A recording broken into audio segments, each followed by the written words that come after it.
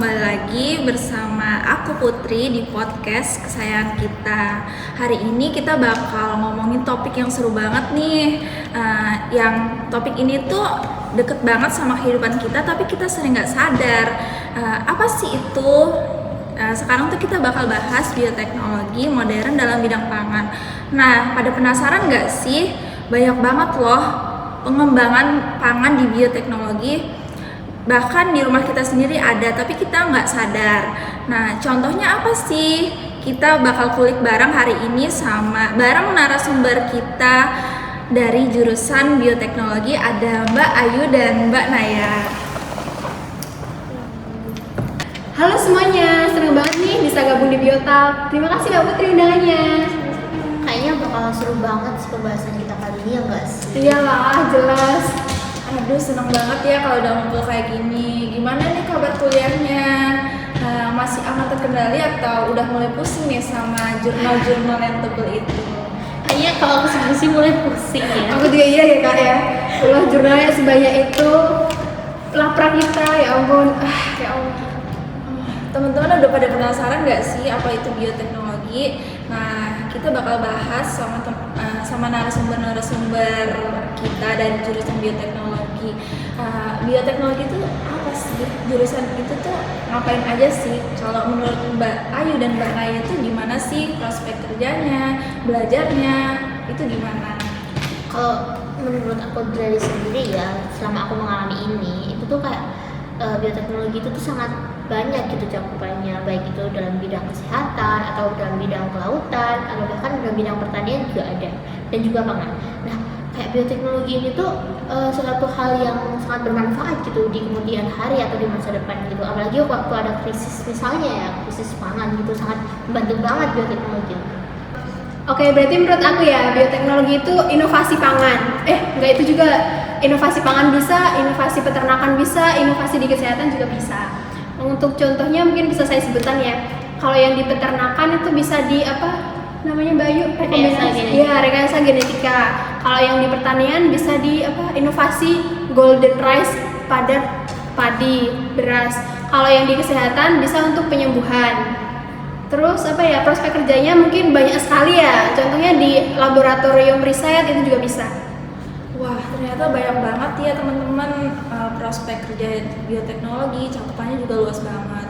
Nah, pada podcast kali ini tuh aku tuh pengen bahas lebih mendalam tentang bioteknologi di bidang pangan. Nah, aku juga tuh udah ada makanan ya. Nah, menurut kalian ini makanan ini tuh ada nggak sih keterkaitannya sama dunia bioteknologi? Kayak apa sih bedanya makanan ini tuh sama makanan biasa gitu? Kalau menurut Mbak Ayu sama Mbak Naya itu bagaimana ya? Ini kita dari yang mana dulu ini? Ini kan Ini makan dulu apa jelasin dulu ini? Oh, boleh sambil dimakan ya Mbak? Nah, kita podcastnya santai-santai aja, nggak usah tegang-tegang.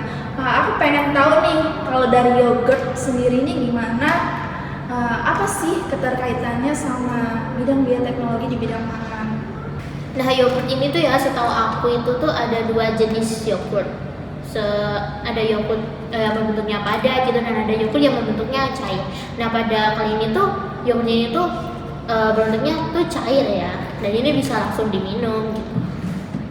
Nah, yogurt berbentuknya padat atau cair itu menggunakan bakteri yang namanya asam laktat. Nah, bakteri ini tuh membutuhkan waktu berhari-hari untuk membentuk suatu minuman yang cukup sehat gitu, yang banyak nutrisinya gitu. Nah, kalau misalnya sepengalaman aku dalam pembuatan fermentasi yogurt itu tuh membutuhkan waktu sekitaran 3 hari, dan itu tuh harus membutuhkan ruangan yang steril gitu. Jadi cara kerjanya itu harus steril, karena kalau nggak steril itu tuh bahkan terkontaminasi. Nah, kalau misalnya terkontaminasi itu bisa menyebabkan yogurt itu gagal gitu. Berarti prosesnya itu lumayan panjang ya? Ya. Nah, tadinya ini aku boleh jelasin nggak sih roti? Boleh banget, aku tuh penasaran banget. Aku kira tuh kalau misalnya roti itu ya cuma dari tepung gitu. Apa sih keterkaitannya dalam bioteknologi itu? Kalau misalnya dari roti ya, sepengetahuan aku itu tuh kan di sini kan ada yang namanya keju. Yeah. Itu kan juga butuh proses sama seperti aku, tapi cuma beda gitu. Nah, kalau keju ini tuh dibuatnya tuh dari susu asli gitu yang masih fresh gitu, sama seperti yogurt, cuma perbedaannya dari cara pengolahannya aja dan bakteri yang digunakannya. Nah, kalau misalnya roti sendiri itu tuh terbuat dari tepung, ya jelas dong itu produk pertanian dong. Nah, kalau misalnya dari tepung sendiri itu tuh membutuhkan yang namanya tuh ragi sebagai penyeimbang roti. Nah, ragi ini tuh juga merupakan salah satu organisme yang sangat berperan dalam bidang makanan. Kalau misalnya ragi gak dicampurkan pada roti gitu, itu tuh bisa menyebabkan rotinya itu bantet. Dan kalau misalnya dalam proses pembuatannya roti gitu, kalau misalnya nggak ada ragi dan cara pembuatannya itu nggak sesuai, itu bisa menyebabkan roti itu tuh gagal gitu. Kalau misalnya roti ngembang itu kan butuh yang namanya rounding sama yang namanya proofing. Nah, kalau misalnya proofingnya itu tuh suhu dan waktunya itu nggak sesuai, itu bakal menyebabkan roti waktu dipanggang itu nggak mekar, nggak sempurna gitu. Jadi ragi itu untuk mengembangkan si roti itu. Iya.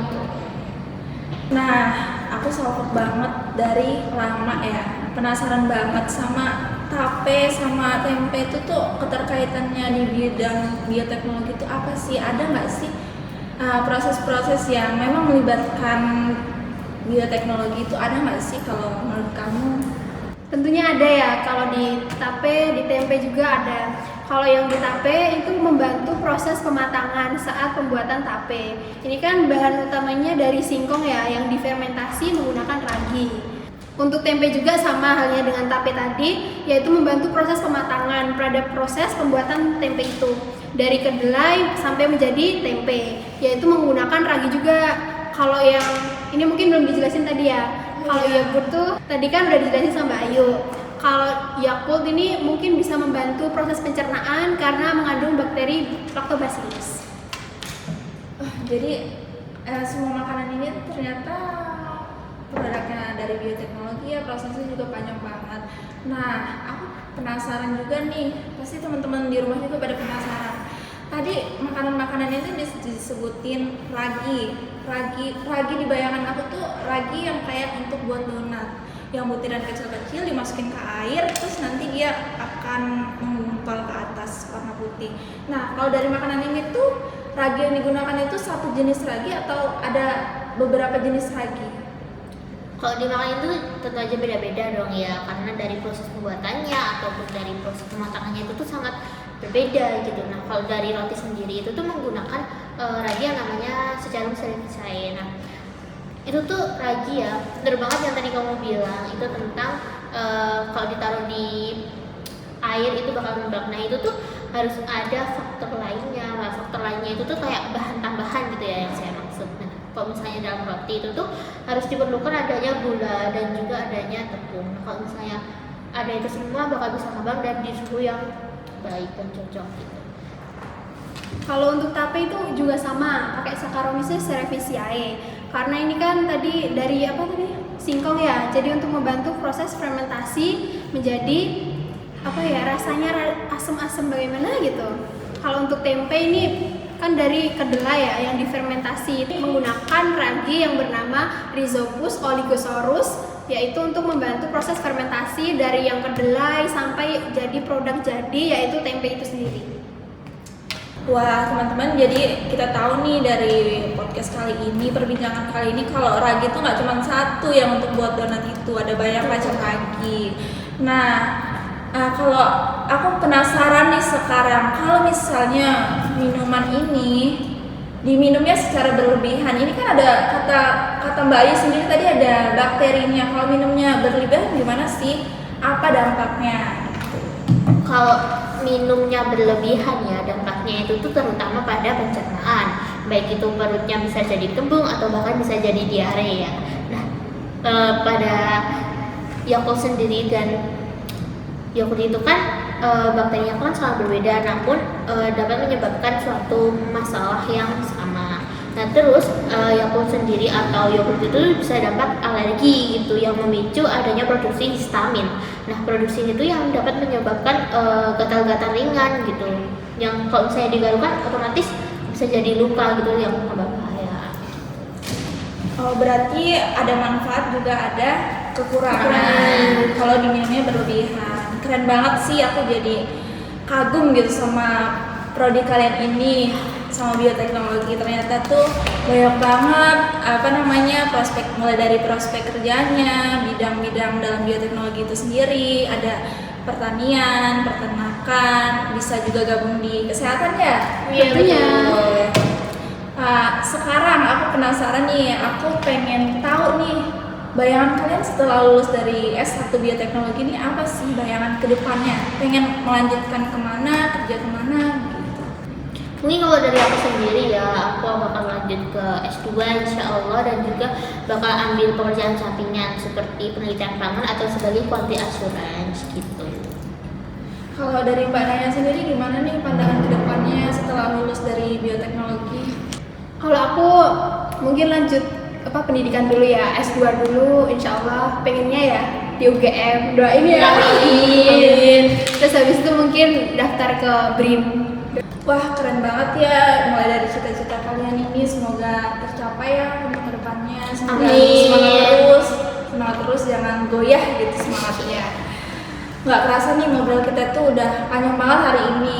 Makasih ya, makasih banyak ya Mbak Ayu, Mbak Naya udah datang, udah nemenin aku meluangkan waktunya podcast sharing ilmu di biotek ini.